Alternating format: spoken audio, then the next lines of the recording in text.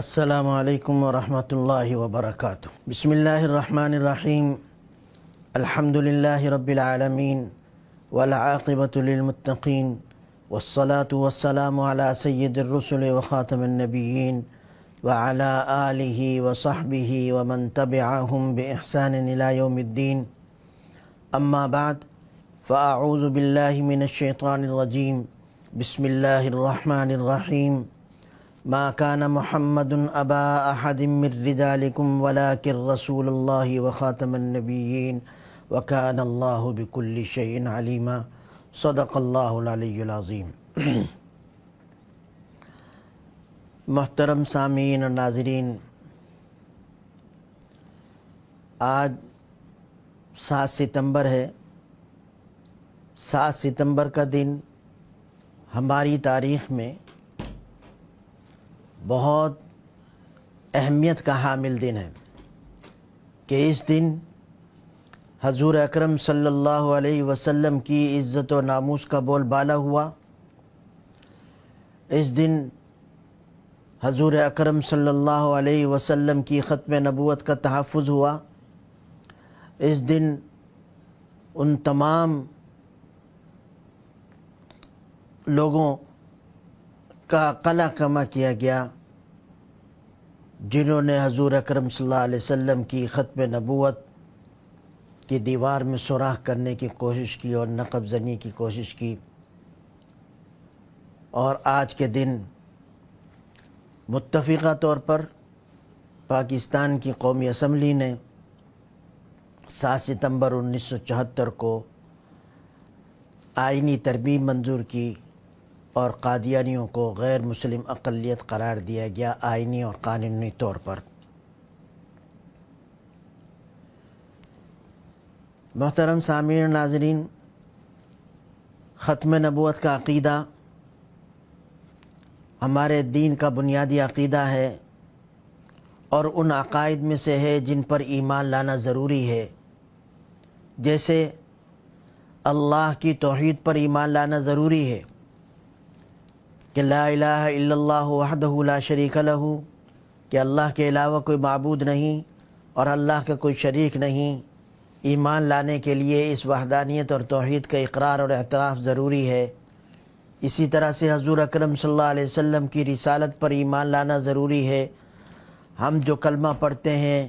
جس کو ہم کلمہ اسلام، کلمہ ایمان کہتے ہیں، لا الہ الا اللہ محمد رسول اللہ،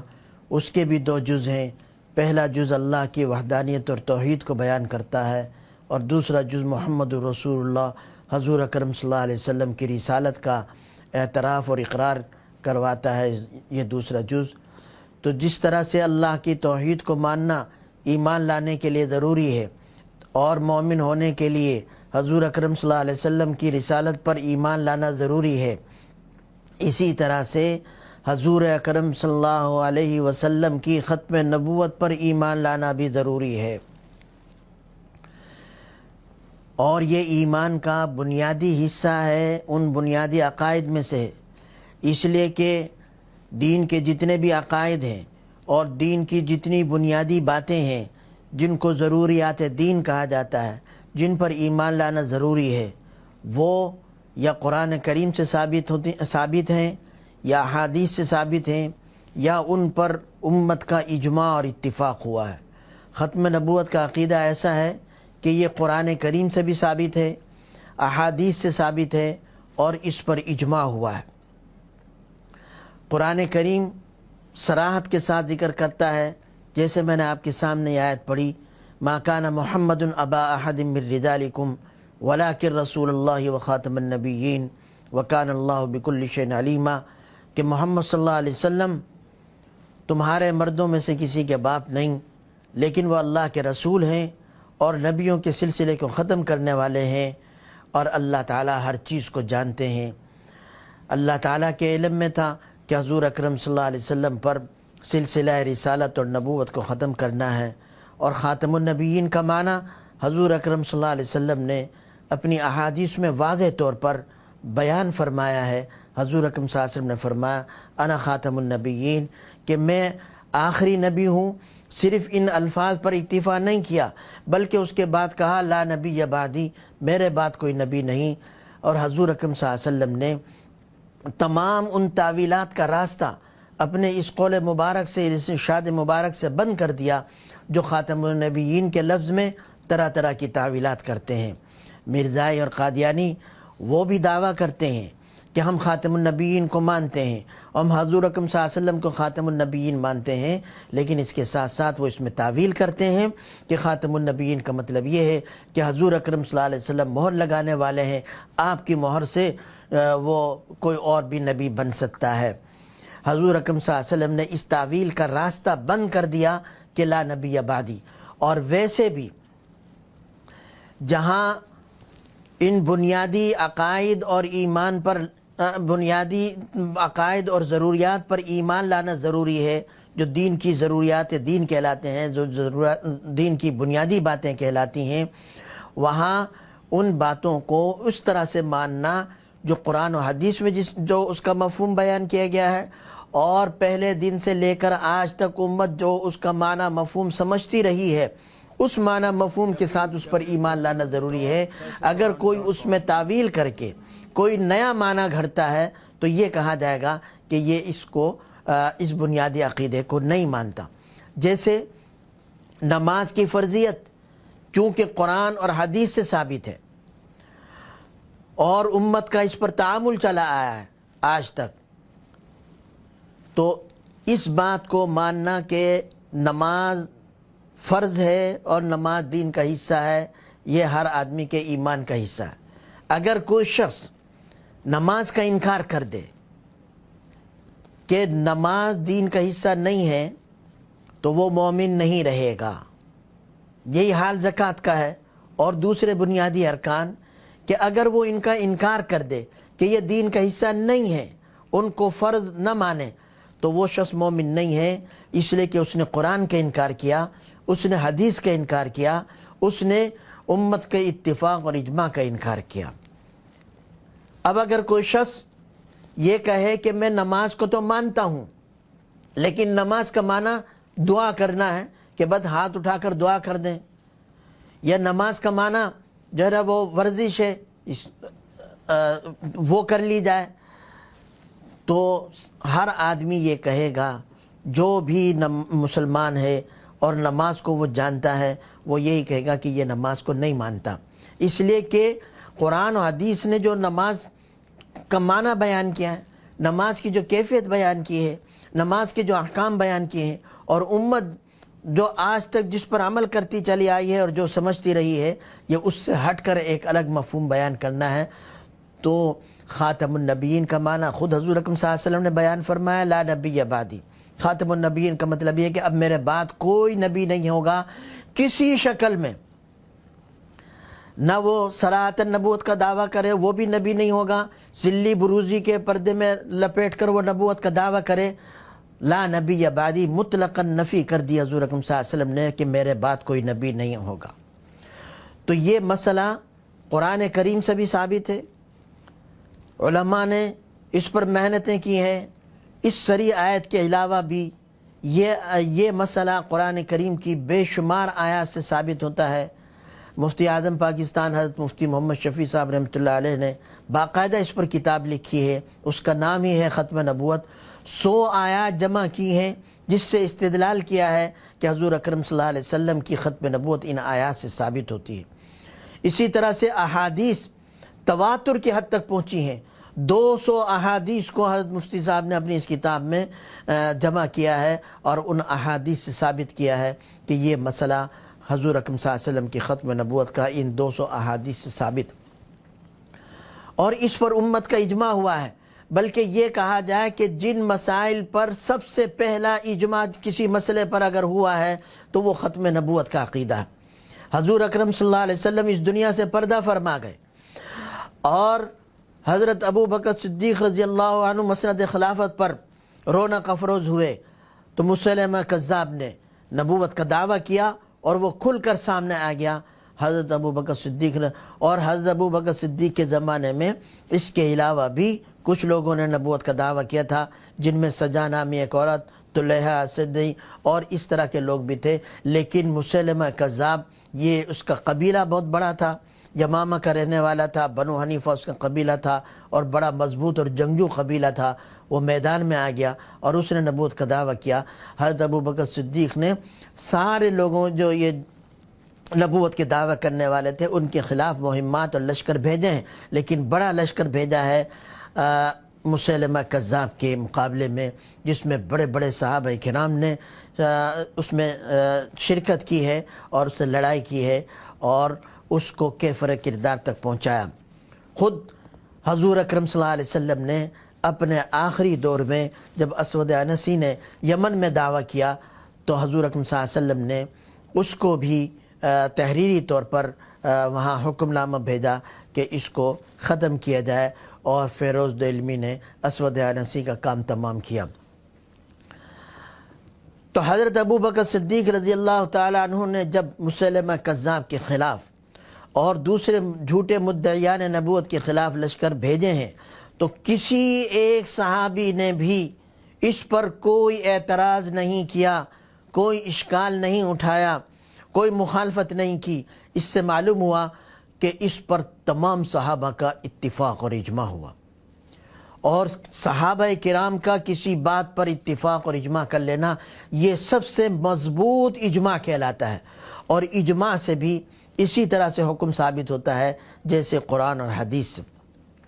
اور پھر صرف یہی نہیں کہ صحابہ کرام کے دور میں اس پر اجماع ہوا، بلکہ اس دن سے لے کر آج تک امت مسلمہ کبھی بھی اس میں دو رائے کا شکار نہیں ہوئی کہ حضور اکرم صلی اللہ علیہ وسلم خاتم النبیین ہے۔ یہ امت مسلمہ کا متفقہ عقیدہ چلا آ رہا ہے حضور اکرم صلی اللہ علیہ وسلم کے حیات مبارک سے آج تک۔ اور یہی وجہ ہے کہ جب کبھی بھی کسی نے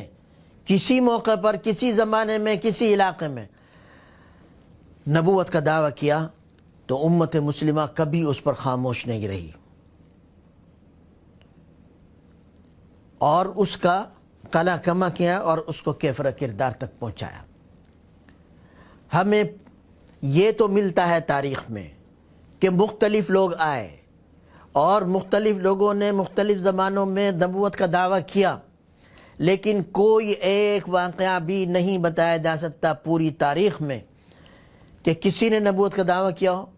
اور امت مسلمہ اس پر خاموش ہو گئی ہو، اس علاقے کے لوگ اور علماء خاموش ہو گئے ہوں کہ یہ اس کا اپنا ذاتی مسئلہ ہے یا یہ کوئی پاگل اور دیوانہ ہے، اس نے ایسے ہی ایک بات کہہ دی، اگر بات کہہ دی تو کیا ہوا؟ نہیں، یا تو اس کو سمجھایا، مجبور کیا کہ تم واپس اسلام کے دائرے میں آؤ اور اس سے جو ہے وہ توبہ کرو، یا پھر تمہارا مسلمانوں سے، اسلام سے کوئی تعلق نہیں۔ اور اس کی بنیادی وجہ یہ ہے، جیسے میں نے بتایا کہ یہ دین کا بنیادی عقیدہ ہے، اور یہ ایک ایسا عقیدہ ہے جس پر پورے دین کی بنیاد قائم، یہ دین کی بنیاد ہے، پوری دین کی عمارت اس پر قائم ہے۔ اگر یہ عقیدہ ختم نبوت نکال دیا جائے درمیان سے تو دین کی عمارت وہ منہدم ہو جائے گی، وہ گر جائے گی، دین باقی نہیں رہے گا، قرآن باقی نہیں رہے گا، دین کے احکام باقی نہیں رہیں گے۔ اس لیے کہ اگر بفرض محال یہ تسلیم کر لیا جائے کہ حضور اکرم صلی اللہ علیہ وسلم کے بعد کوئی نبی آ سکتا ہے، تو جو بھی نبی آئے گا اس نبی کو یہ حق حاصل ہوگا کہ کسی حکم کو منسوخ کر دے، قرآن کی کسی آیت کو منسوخ کر دے، کسی حصے کو منسوخ کر دے، پورے قرآن کریم کو منسوخ کر دے، اس کی جگہ پر کوئی نئی وحی لے کر آئے، نئے احکام لے کر آئے۔ وہ یہ اس کو یہ اختیار ہو سکتا ہے کہ اسلام میں 5 نمازیں فرض ہیں، اب صرف 3 نمازیں پڑھو، 2 نمازیں پڑھو، یا نماز کی جگہ پر یہ حکم آ گیا، زکوٰۃ کو منسوخ کر سکتا ہے، دوسرے احکام منسوخ کر سکتا ہے۔ نبی کو یہ حق ہوتا ہے، نبی کے علاوہ کسی کو یہ حق نہیں ہوتا۔ یہ جو نبوت کو کھڑا کیا جاتا ہے، جھوٹی نبوت کو اور خود ساختہ نبوت کو، اس کے پیچھے یہی ایک سازش کار فرما ہوتی ہے کہ اس نبوت کے ذریعے سے ہم دین کے احکام میں تبدیلی کر دیں، کیونکہ کسی بڑے سے بڑے عالم، کسی بڑے سے بڑے ولی اپنے وقت کے قطب، اپنے وقت کے شیخ کو، کتنا ہی بڑا وہ اونچے درجے کا آدمی ہو، اس بات کی تو اجازت ہے اور اس کی ذمہ داری ہے کہ وہ دین کی تبلیغ کرے، دین کی تشریح کرے، دین کی توضیح کرے، اس کی وضاحت کرے، اس میں کوئی اجتہاد کرے، لیکن دین کے کسی ثابت شدہ حکم کو منسوخ کر دے،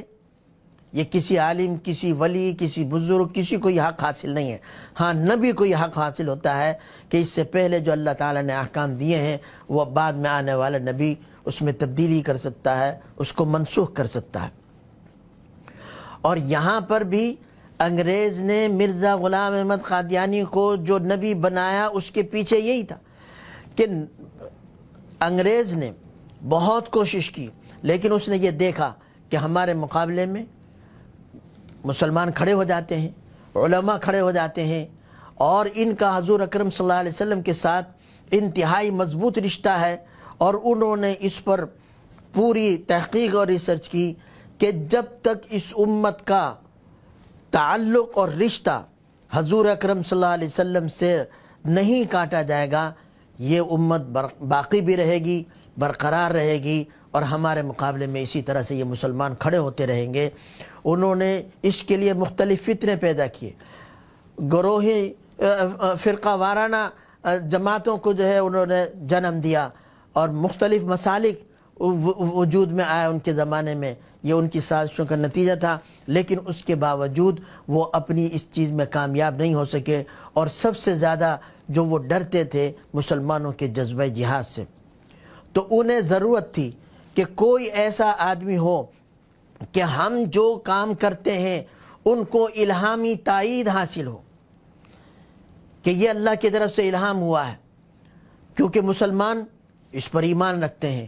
اور اسی طرح سے یہ جہاد کا حکم کسی طرح سے منسوخ ہو جائے کہ ہر کچھ دن کے بعد یہ جو مسلمان ہمارے خلاف کھڑے ہو جاتے ہیں اور ہمارے لیے درد سر بنے ہوئے ہیں اور مشکلات پیدا کرتے ہیں، اس کو کسی طرح سے ختم کیا جائے۔ تو مرزا غلام احمد کے ذمہ یہی لگایا گیا۔ اس نے اپنی باتیں اور اپنی خرافات اور دین میں جو تحریفات اس نے کی ہیں، اس کے لیے اس نے الہام کا سہارا لیا کہ مجھے الہام ہوا ہے، اور ایسا الہام جس پر ایمان لانا ضروری ہو، اور اگر اس کو نہ مانا جائے تو اس پر کفر کا حکم لگایا جائے، وہ وحی کا درجہ رکھتا ہے، اس کو وحی کہتے ہیں۔ تو مرزا نے اپنے الہامات پیش کیے اور یہی کہا کہ جو ان کو نہیں مانے گا وہ کافر ہوگا، وہ جہنمی ہے، وغیرہ وغیرہ، اور اسی طرح سے اس نے جہاد کے منسوخ کرنے کا اعلان کیا کہ اب جہاد منسوخ ہو چکا ہے۔ انگریز کی حکومت، برطانیہ گورنمنٹ، وہ اس قابل ہے کہ اس کی اطاعت کی جائے، اس کی حمایت کی جائے، اس کی مدد کی جائے، اس کے خلاف لڑنا اور مسلح جدوجہد اب یہ ختم ہو چکی ہے۔ جو ایسا کرے گا وہ اسلام کے خلاف کرے گا۔ جہاد کو منسوخ کیا، اس لیے اس نبوت کو کھڑا کیا گیا۔ بہرحال ختم نبوت یہ دین کی اساس ہے اور بنیاد ہے۔ اگر ختم نبوت کا عقیدہ ہے، یہ محفوظ ہے، تو ہمارا قرآن کریم بھی محفوظ ہے۔ ختم نبوت کا عقیدہ محفوظ ہے تو ہماری نماز محفوظ ہے، ہماری زکوٰۃ محفوظ ہے، ہمارا حج محفوظ ہے، ہمارا روزہ محفوظ ہے، ہمارے دین کے تمام احکامات محفوظ ہیں۔ اگر ختم نبوت کو بیچ سے نکال دیا جائے تو قرآن بھی اپنی اصلی شکل میں باقی نہیں رہے گا، دین کے تمام احکامات اپنی اصل شکل میں باقی نہیں رہیں گے، اس لیے کہ آنے والے نبی کو یہ حق ہوگا کہ وہ اس میں تبدیلی کر دے۔ اور سب سے بڑھ کر یہ بات کہ اگر بفرض محال حضور اکرم صلی اللہ علیہ وسلم کے بعد کسی نبوت کو تسلیم کر لیا جائے تو اس کا نتیجہ یہ نکلے گا، لوگ سمجھتے نہیں ہیں، وہ اس قادیانیت کو بھی دیگر جو عقائد کی گمراہیاں ہیں اس کی طرح ایک گمراہی سمجھتے ہیں، لیکن نہیں، اس کے بہت دور رس اثرات ہیں۔ اگر نبوت کو تسلیم کر لیا جائے تو اس سے لازم یہ آئے گا کہ اب نجات کا مدار اس نبی کو ماننا ہے۔ آج تک ہم اس بات پر ایمان رکھتے ہیں کہ قرآن کریم کو ماننا یہ نجات کا سبب ہے، حضور اکرم صلی اللہ علیہ وسلم پر ایمان رکھنا یہ نجات کا سبب ہے، دین پر چلنا یہ نجات کا سبب ہے۔ لیکن جب نئی نبوت کو تسلیم کر لیا جائے تو پھر حضور اکرم صلی اللہ علیہ وسلم پر ایمان لانا کافی نہیں ہوگا نجات کے لیے، قرآن کریم کو ماننا کافی نہیں ہوگا نجات کے لیے، دین کے تمام احکامات کو ماننا اور ان پر عمل کرنا یہ نجات کے لیے کافی نہیں ہوگا، بلکہ اس نئے نبی پر ایمان لانا بھی ضروری ہوگا نجات کے لیے، اور اس کے اوپر جو کوئی وحی یا الہام آتے ہیں ان کو ماننا بھی ضروری ہوگا نجات کے لیے۔ اس لیے کہ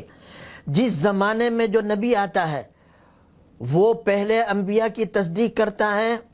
تو پہلے انبیاء کو بھی ماننا ضروری ہے اور اس نبی کو بھی ماننا ضروری ہے۔ اگر اس نبی کو نہیں مانا جائے گا تو نجات نہیں ہوگی۔ ہم جو حضور اکرم صلی اللہ علیہ وسلم پر ایمان رکھتے ہیں اس سے پہلے تمام انبیاء پر ایمان رکھتے ہیں، حضرت عیسیٰ علیہ السلام کو بھی مانتے ہیں، حضرت موسیٰ علیہ السلام کو بھی مانتے ہیں، اور جتنے بھی انبیاء ان سب پر ایمان رکھتے ہیں۔ اگر ہم ان پر ایمان نہیں رکھیں گے تو ہم مسلمان نہیں ہیں، لیکن اس کے ساتھ ساتھ ہمیں حضور اکرم صلی اللہ علیہ وسلم پر بھی ایمان رکھنا ہوگا، جبھی ہم نجات پا سکیں گے۔ حضور اکرم صلی اللہ علیہ وسلم کے تشریف لانے کے بعد تمام انبیاء کے ساتھ حضور اکرم صلی اللہ علیہ وسلم پر ایمان لانا ضروری ہے، اور یہی وجہ ہے کہ عیسائی تمام انبیاء کو مانتے ہیں، حضرت عیسیٰ علیہ السلام کو اور اس سے پہلے انبیاء کو، حضرت موسیٰ علیہ السلام کو بھی وہ مانتے ہیں، لیکن چونکہ حضور اکرم صلی اللہ علیہ وسلم پر ایمان نہیں رکھتے تو وہ مسلمان نہیں ہیں۔ یہودی حضرت موسیٰ علیہ السلام پر اور ان کی کتاب تورات پر ایمان رکھتے ہیں، لیکن وہ بعد میں آنے والے نبی پر ایمان نہیں رکھتے، نہ حضرت عیسیٰ علیہ السلام کو مانتے ہیں نہ حضور اکرم صلی اللہ علیہ وسلم کو مانتے ہیں، تو وہ مسلمان نہیں ہیں۔ تو اسی طرح سے اگر تسلیم کر لیا جائے بفرض محال کہ آپ کے بعد کوئی نبی آ سکتا ہے آپ صلی اللہ علیہ وسلم کے بعد، تو اس پر ایمان لانا ضروری ہوگا، ورنہ آدمی کی نجات نہیں ہوگی۔ تو خود اندازہ لگائیے کہ اس حضور اکرم صلی اللہ علیہ وسلم کے بعد نبوت کو ماننا، اس کے کتنے دور رس نتائج اور کتنے خطرناک نتائج جو ہے وہ برآمد ہوتے ہیں۔ ہم مسلمان ہی نہیں رہتے، اور یہی وجہ ہے کہ یہ مرزائی قادیانی، خود مرزا غلام احمد قادیانی اور ان کے بیٹوں نے جو بعد میں ان کے خلیفہ ہوئے، انہوں نے صراحت کے ساتھ لکھا، جو حضور اکرم صلی اللہ علیہ وسلم، جو حضرت عیسیٰ علیہ السلام کو مانتا ہے حضور اکرم صلی اللہ علیہ وسلم کو نہیں مانتا، جس طرح سے وہ کافر ہے، اسی طرح سے جو حضور اکرم صلی اللہ علیہ وسلم کو مانتا ہے اور مرزا غلام احمد قادیانی کو نبی نہیں مانتا، وہ کافر ہے، دائرہ اسلام سے خارج ہے، وہ جہنمی ہے۔ اور اس طرح کے انہوں نے القابات ان لوگوں کے لیے رکھے ہیں جو مرزا غلام احمد قادیانی کو نہیں مانتے۔ تو میرے بھائیوں، یہ ختم نبوت کا عقیدہ، یہ بنیادی عقیدہ امت مسلمہ نے ہمیشہ اس کی حفاظت کی ہے، اور جب کبھی کسی نے نبوت کا دعویٰ کیا امت مسلمہ اس کے خلاف صف آرا ہوئی ہے۔ 19ویں صدی عیسوی میں مرزا غلام احمد قادیانی کا فتنہ ہندوستان میں، اس وقت بر صغیر پاک و ہند تھا، پاکستان اور ہندوستان الگ الگ نہیں ہوئے تھے، اس میں یہ فتنہ پیدا ہوا، انگریز نے اس کی سرپرستی کی، میں اس کی تفصیلات میں نہیں جاؤں گا، اور اس نے عجیب و غریب دعوے کیے، پہلے محدث ہونے کا، پھر ملہم ہونے کا، پھر مہدی ہونے کا، مجدد ہونے کا دعویٰ کیا، پھر مہدی ہونے کا، پھر مسیح موعود کا، اور آخر میں اس نے نبی ہونے کا دعویٰ کیا۔ یہ اس کے دعوے ہیں، اور اس کے بعد اس نے صراحتاً یہ کہا کہ جو مجھ پر ایمان نہیں لاتا وہ جہنمی ہے، کافر ہے، دائرہ اسلام سے خارج۔ جب یہ فتنہ اٹھا، مسلمانوں نے، علماء نے شروع میں ہی اس کی فتنے کو بھانپ لیا تھا کہ یہ کس طرف جا رہا ہے۔ جب اس کے ابتدائی دعوے تھے اس کے خلاف فتویٰ جاری کیا علماء لدھیانہ نے، پھر علماء دیوبند نے، اور اس پر سارے مسالک کے علماء نے تصدیق کی، اور حرمین کے علماء نے بھی اس کی تصدیق کی، اور اس وقت مسلمانوں نے، خاص طور پر علامہ اقبال نے انگریز حکومت سے یہ مطالبہ کیا تھا کہ ان قادیانیوں کو غیر مسلم اقلیت قرار دیا جائے، ان کا اسلام سے تعلق نہیں۔ اور علامہ اقبال نے صاف طور پر اپنے خطوط میں اور اپنے خطبات میں اس بات کا اظہار کیا کہ ختم نبوت حضور اکرم صلی اللہ علیہ وسلم کے بعد کسی طرح کی نبوت کا دعویٰ یا اس طرح کا الہام کا دعویٰ کرنا جس پر ایمان لانا ضروری ہو اور جس کو نہ ماننا کفر ہو، یہ ختمیت کے دیوار میں سوراخ کرنا ہے۔ اور علامہ اقبال نے اس بات کی وضاحت کی کہ دین اور شریعت یہ تو بے شک باقی ہیں کتاب و سنت سے، لیکن امت وہ باقی ہے ختم نبوت سے۔ اگر ختم نبوت ختم ہو جائے تو امت کا امت پناہ ختم ہو جائے گا، کیونکہ اس کے بعد تو پھر کئی امتیں پیدا ہوں گی، امتیں جنم لیں گی۔ اس لیے علامہ اقبال نے سب سے پہلے مطالبہ کیا تھا، لیکن انگریز حکومت جس نے اس کو کھڑا کیا تھا اور جو اس کی سرپرستی کرتی تھی وہ اس مطالبے کو کیسے تسلیم کر سکتی تھی؟ بہرحال پاکستان بن گیا، قادیانی پاکستان میں آ گئے، انہوں نے ربوہ ایک جگہ لے کر اس کو ربوہ کے نام سے آباد کیا اور باقاعدہ اپنی اسٹیٹ بنا لی۔ اور اس وقت پہلا پاکستان کا خارجہ بدقسمتی تھے چودھری ظفر اللہ بنا جو پکا قادیانی تھا، اور مرزا محمود جو مرزا غلام احمد قادیانی کا بیٹا تھا اور وہ اس وقت خلیفہ تھا، وہ پاکستان آیا اور اس نے اپنے اثر و رسوخ کو اور چودھری ظفر اللہ کے ذریعے سے بڑے بڑے منصبوں پر قادیانیوں کو بٹھایا، اور اس طرح سے وہ پاکستان میں دندناتا پھرا، اور یہاں تک اس کی ہمت بڑھی کہ اس نے اعلان کر دیا کہ 1952 میں ہم بلوچستان کو اپنی باقاعدہ اسٹیٹ بنائیں گے، قادیانی اسٹیٹ، یا وہ جس کو احمدی اسٹیٹ کہتے ہیں۔ تو اس کے خلاف علماء کھڑے ہوئے، امیر شریعت حضرت مولانا سید عطا اللہ شاہ بخاری رحمۃ اللہ علیہ کی سرکردگی میں سارے مسالک کے علماء جمع ہوئے اور مجلس تحفظ ختم نبوت بنائی گئی، اور اس کے تحت جو ہے وہ تحریک چلی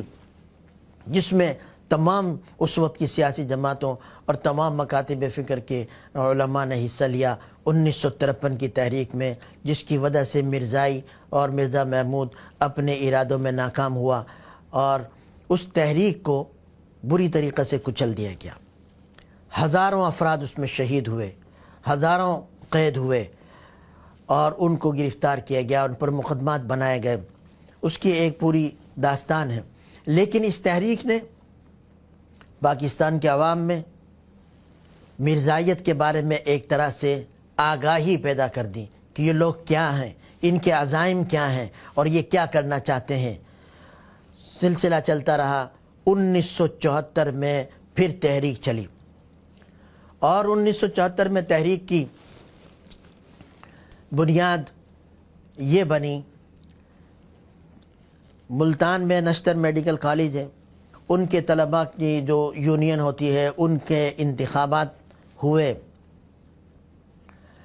ان انتخابات میں ایک قادیانی بھی کوئی انتخاب میں حصہ لے رہا تھا یونین کے الیکشن میں۔ مجلس تحفظ ختم نبوت کو اس کا پتہ چلا، انہوں نے آئینہ پمفلٹ نامی ایک جو ہے آئینہ قادیانیت کے نام سے ایک پمفلٹ تیار کیا، وہ تمام طلباء میں تقسیم کیا اور ان کو بتایا، سمجھایا۔ خیر، طلباء جیت گئے، وہ قادیانی بھی ناکام ہوا۔ ان طلباء نے الیکشن جیتنے کی خوشی میں منصوبہ بنایا، پروگرام بنایا کہ ہم سیر و تفریح کے لیے جاتے ہیں، اور پشاور انہوں نے جانے کا پروگرام بنایا۔ اسٹیشن گئے، خیبر میل سے وہ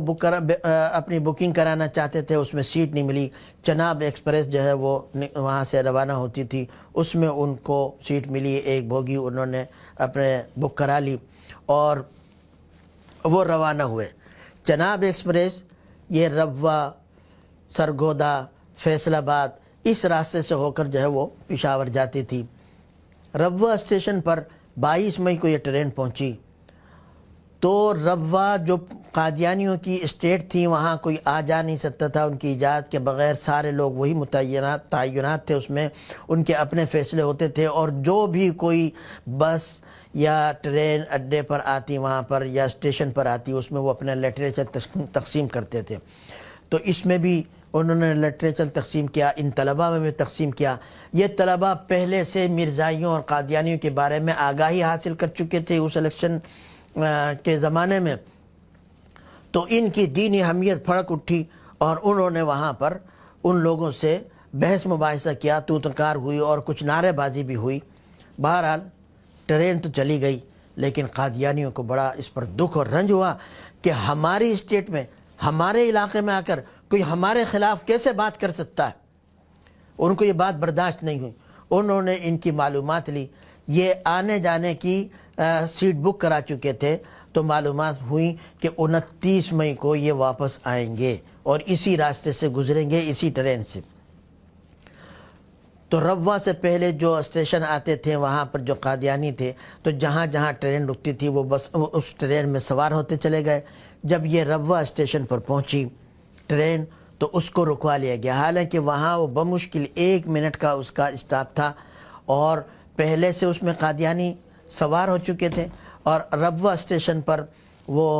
قادیانی سوار ہوئے، اور ان طلباء کو انہوں نے بری طریقے سے مارا پیٹا، لوہے کے راڈ سے اور جنے کیا وہ ہینٹر سے، اور ان کے ہاتھ میں لوہے کے پنچ تھے، خوب ان کو مارا پیٹا، زخمی کر دیا۔ چونکہ ٹرین کافی دیر رکی رہی تو فیصل آباد اسٹیشن جو ماسٹر تھا اس نے معلومات کی کہ بھائی ٹرین اب تک کیوں نہیں پہنچی، کیوں وہاں رکی ہوئی ہے؟ تو معلوم ہوا کہ فساد ہوا ہے۔ اس نے وہاں پر مقامی عالم تھے مولانا تاج محمود صاحب، جو اتفاق سے ریلوے کی مسجد میں امام تھے، ان کو اطلاع دی، اور وہ تھا بھی جمعہ کا دن۔ جیسے ان کو اطلاع ہوئی، انہوں نے ٹرین کے آنے میں ابھی 20 منٹ باقی تھے یا آدھا گھنٹہ، انہوں نے لوگوں کو جتنے لوگ جمع کر سکتے تھے جمع کر لیا، اور اس پر پھر احتجاج ہوا۔ ان طلباء کو وہاں سے اتارا گیا، ان کی مرہم پٹی کی گئی، پولیس کے افسران بھی آ گئے اور یہ سارے لوگ کمشنر وغیرہ، اور وہاں سے یہ تحریک چلی اور مطالبہ کیا گیا۔ 3 مطالبات رکھے اس وقت: قادیانیوں کو غیر مسلم اقلیت قرار دیا جائے، ربوہ کو کھلا شہر قرار دیا جائے، اور کلیدی مناصب اور عہدوں سے ان کو ہٹایا جائے۔ اور جب یہ تحریک چلی تو تمام جماعتوں کی مجلس عمل بنائی گئی، اس کا سربراہ بنایا گیا حضرت مولانا سید محمد یوسف بنوری رحمۃ اللہ علیہ کو۔ وہ پہلے بھی مجلس تحفظ ختم نبوت کے امیر تھے، مجلس عمل کا بھی ان کو امیر بنایا گیا، اور اس طرح سے یہ تحریک چلی۔ اور اس وقت انہوں نے مسلمانوں نے یہ مجلس عمل نے یہ فیصلہ کیا کہ قادیانیوں کا معاشی اور سوشل بائیکاٹ کیا جائے۔ یہ ایک بہت بڑا ہتھیار تھا جو ان کے خلاف استعمال ہوا۔ پوری کوشش ہوئی کہ تحریک پرامن رہے، کہیں کوئی تشدد کے راستے پر یہ نہ جائے۔ بڑی حکمت سے ان کے اس وقت کے جو رہنمایان قوم تھے اور لیڈران تھے جو اس تحریک کی قیادت کر رہے تھے، انہوں نے ہر موقع پر اس کی کوشش کی کہ یہ تحریک پرامن رہے۔ بہرحال 29 مئی سے یہ تحریک چلی، اور یہ مطالبہ زور پکڑتا گیا کہ قادیانیوں کو غیر مسلم اقلیت قرار دیا جائے۔ اس وقت کے وزیر اعظم ذوالفقار علی بھٹو نے تقریر کی 13 جون یا 14 جون کو، اور یہ کہا کہ یہ بہت پرانا مسئلہ ہے، 90 سال پرانا مسئلہ ہے، ایک دم سے کیسے حل ہو سکتا ہے۔ 16 جون کو ہڑتال ہوئی پورے پاکستان میں، جس کی نظیر جو ہے وہ نہیں ملتی۔ بہرحال یہ تحریک چلتی رہی۔ وزیر اعظم ذوالفقار علی بھٹو وہ بہت سمجھدار، ہوشیار اور عوامی لیڈر تھے۔ انہوں نے عوامی مطالبے پر یہ مناسب سمجھا کہ اس کا اس طرح سے حل نکالا جائے جو سب کے لیے قابل قبول ہو، اور بیرونی دنیا بھی اس کو قبول کرے اور ان کو بھی کوئی اعتراض کا موقع نہ ملے۔ تو انہوں نے یہ مسئلہ قومی اسمبلی کے حوالے کر دیا۔ جون کے آخر میں یہ اعلان کیا کہ قومی اسمبلی اس مسئلے کو دیکھے گی، اس پر غور کرے گی، اور اس پر بحث مباحثہ کر کے اپنی سفارشات پیش کرے گی۔ جب یہ فیصلہ ہو گیا تو قومی اسمبلی نے اپنے اجلاس بلائے، اپنی کمیٹیوں کے اجلاس بلائے کہ اب اس مسئلے کو کس طرح سے کرنا ہے، آگے لے کر چلنا ہے۔ اس کے لیے بہت سارے طریقہ کار اور رسول انہوں نے طے کیے۔ اس دوران مرزائیوں کا جو سربراہ تھا مرزا ناصر احمد، اس نے ذوالفقار علی بھٹو ان کے پاس جانے کیا ہے یہ اپنی عرضداشت پیش کی، درخواست رکھی کہ چونکہ ہمارے بارے میں فیصلہ ہونا ہے تو ہمیں بھی اپنا موقف پیش کرنے کا موقع دیا جائے اسمبلی میں آ کر، کہ ہم اپنا موقف پیش کریں۔ وزیر اعظم گھبرا گئے کہ اب یہ کیا نئی مصیبت ہے۔ اس وقت حزب اختلاف کی قیادت کر رہے تھے حضرت مولانا مفتی محمود صاحب، ان کے سامنے بات رکھی۔ مفتی محمود صاحب نے کہا کہ 1 منٹ بھی دیر نہ لگائیں اس بات کو، ان کے اس مطالبے کو تسلیم کرنے میں، بالکل موقع دیں۔ بھٹو صاحب حیران ہوئے کہ آپ کیا کہہ رہے ہیں؟ انہوں نے کہا بھٹو صاحب ان کو آنے دیں، پتہ چل جائے گا سب کو کہ ان کے نظریات، ان کے خیالات کیا ہیں، آنے تو دیں ان کو۔ تو یہ درخواست ان کی منظور کر لی گئی۔ انہوں نے پھر دوسری درخواست کی کہ اسمبلی کے اندر تو علماء ہیں اور یہ علماء ہماری بے عزتی کریں گے، ہم سے الٹے سیدھے سوال کریں گے، ہم کیسے وہاں پر آ سکتے ہیں۔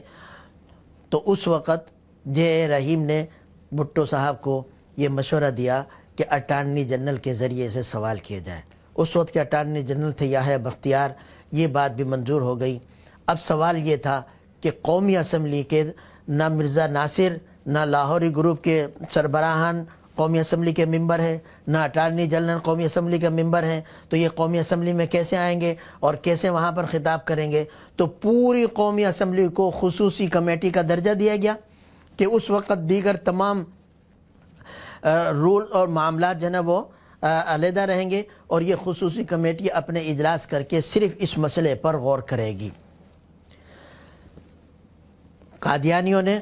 182 صفحے پر مشتمل اپنا ایک محضر نامہ تیار کیا، جس میں انہوں نے اپنی باتیں رکھیں اور اس کو چھپا کر قومی اسمبلی کے تمام ممبران میں جو ہے تقسیم کیا، اور اس کے بعد انہوں نے یہ بھی پیشکش کی کہ ہمیں بلایا جائے، ہمیں سنا جائے۔ تو ان کو دعوت دی، انہوں نے زبانی بھی اپنا موقف پیش کیا۔ 11 دن بحث ہوئی ہے، 5 اگست سے 11 اگست تک 5 دن، اور اس کے بعد جو ہے وہ بیچ میں کچھ وقفہ ہوا اور 6 دن، پورے 11 دن مرزا ناصر پر بحث ہوئی، جرح ہوئی، سوال جواب ہوئے، اس نے اپنا موقف پیش کیا، اس کی بات سنی گئی، اور اٹارنی جنرل نے پورا موقع دیا ان کو بات کرنے کا، اپنا موقف پیش کرنے کا۔ اور 2 دن لاہوریوں کا جو گروپ تھا اس پر جو ہے وہ بحث ہوئی، اور اس کے بعد دیگر قومی اسمبلی کے ممبران نے اپنا موقف ذکر کیا۔ مفتی محمود صاحب نے مجلس تحفظ ختم نبوت کی طرف سے موقف امت اسلامیہ کا موقف نامی کتابچہ تیار کر کے وہ اسمبلی میں تقسیم بھی کیا اور اس کو پڑھ کر بھی سنایا۔ مولانا غلام غوث ہزاروی صاحب نے ان کی قادیانیوں کے محضر نامہ کا شقوار جواب دیا، جس کو اسمبلی میں پڑھا گیا ان کی طرف سے۔ ان کے اسمبلی کے ممبر تھے مولانا عبدالحکیم صاحب، انہوں نے پڑھا، اور یہ ساری چیزیں رپورٹ کا جو ہے کیا وہ حصہ بنی، ریکارڈ کا حصہ بنی، اور یہ سارا ریکارڈ اب 5 جلدوں میں شائع ہو چکا ہے جو پڑھنے سے تعلق رکھتا ہے۔ 5 اور 6 ستمبر کو یحییٰ بختیار نے پوری بحث کو سمیٹا اور اس کا خلاصہ جو ہے وہ پیش کیا، اور اس کے بعد پورے اجلاس نے اس خصوصی کمیٹی نے ایک ڈرافٹ تیار کیا کہ آئین میں یہ ترمیم کی جائے۔ وہ ڈرافٹ رات کو بھٹو کے پاس بھیج دیا گیا۔ بھٹو نے حزب اختلاف کیا اور اپنے نمائندوں کو بلا کر اس پر صلاح مشورہ کیا، اور بھٹو نے اس پر دستخط کر دیے۔ 7 ستمبر کو قومی اسمبلی کا اجلاس ہوا۔ خصوصی کمیٹی کی وہ سفارش، وہ آئینی ترمیمی بل پیش کیا گیا۔ اس کے بعد وزیر قانون نے اس پر کچھ مختصر گفتگو کی۔ قائد حزب اختلاف کو جو ہے کیا، قائد حزب اختلاف سے پہلے وزیر اعظم کو قائد ایوان کی حیثیت سے دعوت دی گئی، انہوں نے اس پر مفصل اپنے خیالات کا اظہار کیا۔ پھر قائد حزب اختلاف مفتی محمود صاحب کو، مفتی محمود صاحب نے بھی مختصر اس پر اپنا گفتگو کی، اور اس کے بعد پھر یہ بل خواندگی کے لیے پیش کر دیا گیا۔ اور اس وقت قومی اسمبلی کے اسپیکر تھے صاحبزادہ فاروق علی، انہوں نے یہ بل پیش کیا اور رائے شماری اس پر کی۔ تمام قومی اسمبلی کے ممبر، ان کو پابند کیا گیا تھا کہ وہ اس اجلاس میں حاضر ہوں، اس لیے کہ یہ ایک اہم اجلاس ہے۔ کوئی ممبر وہاں سے غیر حاضر نہیں تھا، اور جب رائے شماری ہوئی تو ایک ممبر نے بھی مخالفت میں ووٹ نہیں دیا، سب نے متفقہ طور پر وہ آئینی ترمیمی بل منظور کیا، اور اس طرح سے قادیانیوں کو غیر مسلم اقلیت قرار دینے کی جو یہ ترمیم یہ آئین کا حصہ بنی۔ اس کے بعد یہ بل سینٹ میں پیش ہوا، وہاں پر بھی متفقہ طور پر اس کی منظوری دی گئی، اور وہاں پر بھی یہ بل پاس ہو گیا، اور اس طرح سے آئینی طور پر قادیانیوں کو غیر مسلم اقلیت قرار دے دیا گیا 7 ستمبر کو۔ مجلس عمل کے امیر حضرت مولانا سید محمد یوسف بن نوری رحمۃ اللہ نے پوری قوم کو مبارکباد دی اور پوری قوم سے خطاب کرتے ہوئے کہا کہ الحمدللہ ہم اپنی تحریک میں کامیاب ہوئے، اور انہوں نے کہا کہ یہ کسی ایک کا کام نہیں ہے، اس میں یہ حکومت کا بھی اس میں حصہ ہے، جتنی جماعتیں ہیں سیاسی ان کا بھی حصہ ہے، اور مذہبی جماعتیں انہوں نے بھی اس میں حصہ لیا ہے، اور عوام ان سب کا یہ ایک متفقہ فیصلہ ہے، اور پوری قوم کو میں مبارکباد پیش کرتا ہوں۔ اور حضرت مفتی صاحب نے کہا کہ اس آئین سے پہلے، اس ترمیم سے پہلے قادیانیوں کی کوئی حیثیت نہیں تھی، نہ وہ غیر مسلم میں شمار ہوتے تھے اس لیے کہ ان کا نام آئین میں نہیں تھا، جس طرح سے ہندو، سکھ اور دوسرے لوگ عیسائی وغیرہ، قادیانیوں کا اس میں کوئی نام نہیں تھا، اور وہ مسلمان بھی نہیں تھے، نہ غیر مسلم اقلیتوں میں شمار ہوتا تھا نہ مسلمانوں میں۔ اس آئینی ترمیم نے ان کو ایک دستوری حیثیت دے دی، ایک آئینی قانونی حیثیت دے دی۔ اب وہ غیر مسلم اقلیت کی حیثیت سے اس پاکستان میں رہ سکتے ہیں، ان کی جان مال عزت کا تحفظ حکومت کی ذمہ داری ہوگی اگر وہ اس کو تسلیم کر لیتے ہیں اور ذمہ بن کر یہاں پر رہتے ہیں۔ بلکہ یہ کہا کہ اگر کوئی ان کی جان مال کے در پہ ہوتا، ان کی عزت کے در پہ ہوتا ہے تو یہ سخت گناہ ہے، کیونکہ حدیث میں ایک ذمی کی جان مال عزت کی آبرو کی حفاظت کا بہت زیادہ اہمیت کے ساتھ بیان کیا گیا ہے۔ حضرت بن نوری صاحب رحمۃ اللہ علیہ نے باقاعدہ ان کو دعوت دی کہ اس آئینی ترمیم کو وہ تسلیم کریں اور اپنی ذمی کی حیثیت سے وہ اس ملک میں رہیں، اور ان کو تمام وہ حقوق حاصل ہوں گے، وہ اپنے مذہب پر عمل کر سکتے ہیں اور وہ سب کچھ کر سکتے ہیں۔ ان کو قانونی طور پر اب انتخابات میں حصہ لینے کی بھی غیر مسلم اقلیت کی حیثیت سے اپنا ووٹر لسٹ میں اپنا اندراج کرا سکتے ہیں، اس پر انتخاب لڑ سکتے ہیں، یہ ان کو ایک قانونی حیثیت دی گئی۔ لیکن افسوس ہے کہ قادیانیوں نے آج تک نہ اس آئین کو مانا ہے، نہ اس آئینی ترمیم کو مانا، اور نہ اپنی اس قانونی حیثیت کو تسلیم کیا۔ وہ آج بھی اس بات پر مصر ہے اور برملا کہتے ہیں کہ ہم اس آئین کو نہیں مانتے، اور کہتے ہیں کہ اس آئین کو ہم کیسے تسلیم کر لیں جس نے ہماری نفی کی ہے۔ حالانکہ یہ آئین نفی نہیں کر رہا، ان کو اس نے ایک قانونی حیثیت دی ہے، ان کی ایک قانونی حیثیت ہو گئی۔ اگر وہ سمجھیں اور اس پر وہ تسلیم کر لیں اور اپنے آپ کو غیر مسلم اقلیت قرار دے دیں، تسلیم کر لیں، تو جو حقوق غیر مسلم اقلیتوں کے پاکستان میں ہیں وہ تمام حقوق ان کو بھی حاصل ہیں۔ لیکن یہ آئین کی خلاف ورزی کرتے ہیں، آئین سے غداری کرتے ہیں، اور آج بھی یہ اپنے آپ کو مسلمان کہتے ہیں اور تمام مسلمانوں کو کافر کہتے ہیں۔ اور عالمی برادری اس پر بھی حیرت اور تعجب ہے کہ ایک طرف یہ دستوری اور آئینی فیصلہ ہے، اور بعد میں بھی پارلیمنٹ نے اس کی بار بار توثیق کی ہے۔ اس کے بعد یہ عدالتوں میں گئے ہیں کہ ہماری حقوق کی خلاف ورزی ہوئی، لیکن تمام عدالتوں میں، چاہے وہ ہائی کورٹ ہو پاکستان کے، سپریم کورٹ ہو، شریعت بینچ ہو، شریعت اپیلیٹ بینچ ہو، ان سب میں یہ گئے ہیں، سب نے ان کے بارے میں یہی کہا کہ تمہارا مسلمانوں سے اور اسلام سے کوئی تعلق نہیں، تم اسلام اور مسلمانوں سے الگ ہو، لہذا مسلمانوں کے جو شعائر ہیں ان کو تم استعمال نہیں کر سکتے۔ عدالتوں کے فیصلے ہیں۔ پوری دنیا کے جتنے دینی ادارے ہیں، جو دارالافتاء ہیں، جو دین کی تشریح کرتے ہیں، ان سب نے بھی جہاں جہاں ان کا مسئلہ گیا، آج تک کوئی ایسا ادارہ دینی نہیں ہے جس نے ان کے کفر کا فتویٰ نہ دیا ہو اور یہ فتویٰ نہ دیا ہو کہ یہ دائرہ اسلام سے خارج ہے۔ رابطہ عالم اسلامی اور دوسرے اس طرح کے ادارے، تو حیرت ہے کہ ایک طرف 1 ارب سے زیادہ مسلمان ان کا موقف ہے، اور ساری عدالتوں کا موقف ہے، دستوری طور پر اور پارلیمانی طور پر ان کے خلاف فیصلہ ہے، اور ایک طرف یہ چند لوگ ہیں اور یہ خود اپنے آپ کو مسلمانوں سے علیحدہ کہتے ہیں اور مسلمانوں کو اپنے سے علیحدہ جو ہے وہ قوم قرار دیتے ہیں، لیکن اس کے باوجود معلوم نہیں کیوں یہ خود بھی اپنے آپ کو مسلمانوں میں گھسانے کی اور مسلمان کہلانے پر مصر ہیں، اور پوری دنیا خصوصاً مغربی دنیا اور یورپ اور امریکہ ان کو مسلمانوں میں گھسانے اور مسلمان کہلانے پر مصر ہے۔ سارے مسلمانوں کے فیصلے کے خلاف یہ وہ کھڑے ہیں اور مسلمانوں کے فیصلے کو تسلیم نہیں کرتے۔ بہرحال 7 ستمبر کا دن ہمیں یہ یاد دلاتا ہے کہ ہم نے جس محنت سے، جس قربانی سے تحریک چلائی تھی اور یہ فیصلہ